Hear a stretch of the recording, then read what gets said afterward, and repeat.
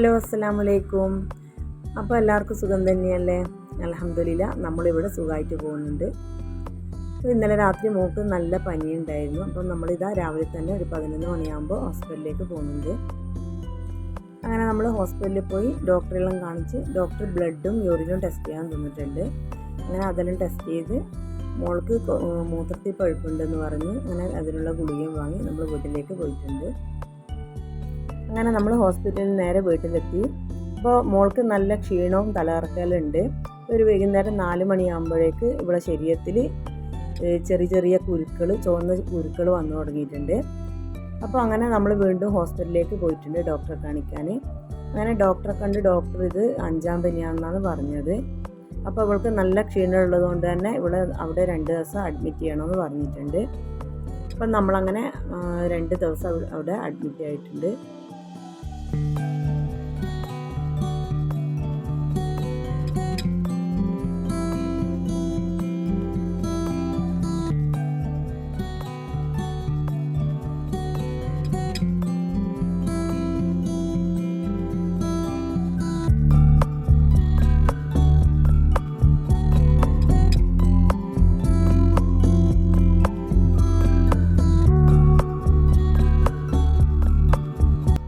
നമ്മൾ ഹോസ്പിറ്റലിൽ അഡ്മിറ്റായി. അപ്പോൾ പിറ്റേന്ന് രാവിലെ ആകുമ്പോഴേക്ക് ഇവിടെ ശരീരത്തിൽ, കണ്ണിലും വായിലും ശരീരത്തിലും മൊത്തം അങ്ങനെ കുരുക്കൾ വന്നിട്ടുണ്ട്. അങ്ങനെ ഭക്ഷണം കഴിക്കാനും വെള്ളം കുടിക്കാനും പറ്റാത്ത അവസ്ഥയായി. പിന്നെ രാവിലെയും വൈകുന്നേരം ഇഞ്ചക്ഷൻ അടിക്കുന്നുണ്ട്. അപ്പോൾ ഈ പനിൻ്റെ കൂടെ ഛർദിയും നല്ല ചുമയും ഉണ്ട്. അങ്ങനെ അവൾ മൊത്തത്തിൽ ക്ഷീണം പിടിച്ചു പോയി.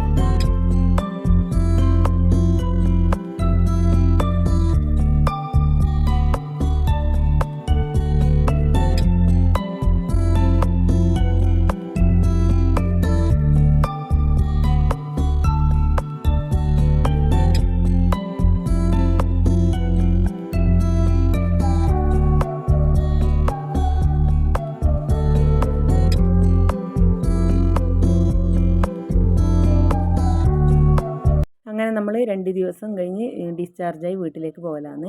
അപ്പോൾ പോകുന്ന വഴിയിൽ കുറച്ച് സാധനം വാങ്ങിക്കാനുണ്ട്, അതും കൂടി വാങ്ങി അപ്പോൾ ഇതാ വീട്ടിലെത്തിയിട്ടുണ്ട്. അപ്പോൾ ഞാൻ മോനെ കൂട്ടാണ്ടാണ് ഹോസ്പിറ്റലിൽ പോയത്. അപ്പോൾ 2 ദിവസം അവന് ആദ്യമായിട്ടാണ് മാറി നിൽക്കുന്നത്. അപ്പോൾ അതിൻ്റെതായ ദേഷ്യവും പരിഭവമെല്ലാം അവനിക്കുണ്ട്.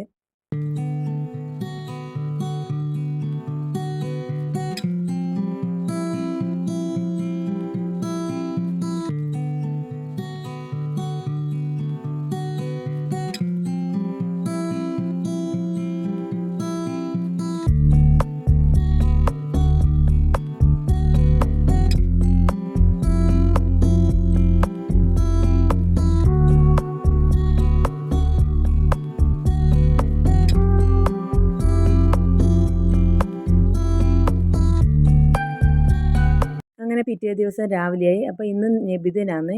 അപ്പോൾ നമ്മൾ നബിദിനത്തിൻ്റെ റാലി കാണാൻ വേണ്ടി റോഡിൽ വന്നിട്ടുണ്ട്.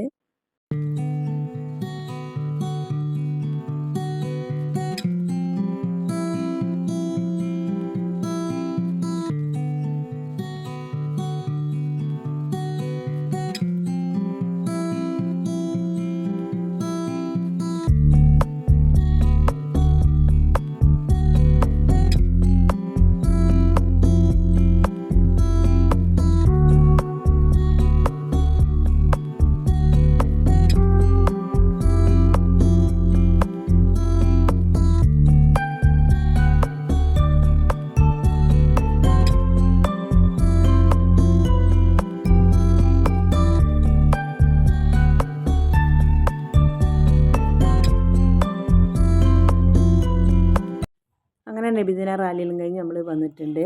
അപ്പോൾ ഇനിയിപ്പോൾ ഇതാ വൈകുന്നേരം ഒരു 4 മണിയെല്ലാം ആയിട്ടുണ്ട്. അപ്പോൾ അനിയത്തിൻ്റെ മോളെ ബർത്ത്ഡേ ആണെന്ന്. അപ്പോൾ അതിനുവേണ്ടി കുട്ടികൾ ബലൂണെല്ലാം അലങ്കരിക്കുന്നുണ്ട്. അപ്പോൾ രാത്രി നമ്മൾ ഫിഷ് ബിരിയാണി ഉണ്ടാക്കിയത്. അപ്പോൾ അതിൻ്റെ കൂടെ ചെറുപയർ പരിപ്പ് പായസവും കൂടി ഉണ്ടാക്കിയിട്ടുണ്ട്. അപ്പോൾ ഇന്നത്തെ വീഡിയോ ഇത്രയേ ഉള്ളൂ. ഈ വീഡിയോ നിങ്ങൾക്ക് ഇഷ്ടപ്പെട്ടിട്ടുണ്ടെങ്കിൽ ഒന്ന് ലൈക്ക് ചെയ്യുക, സബ്സ്ക്രൈബ് ചെയ്യുക, അഭിപ്രായങ്ങൾ കമൻറ്റ് ബോക്സിൽ അറിയിക്കുക. അപ്പോൾ ഇനി മറ്റൊരു വീഡിയോയുമായി വീണ്ടും കാണുന്നവരേക്കും ബൈ.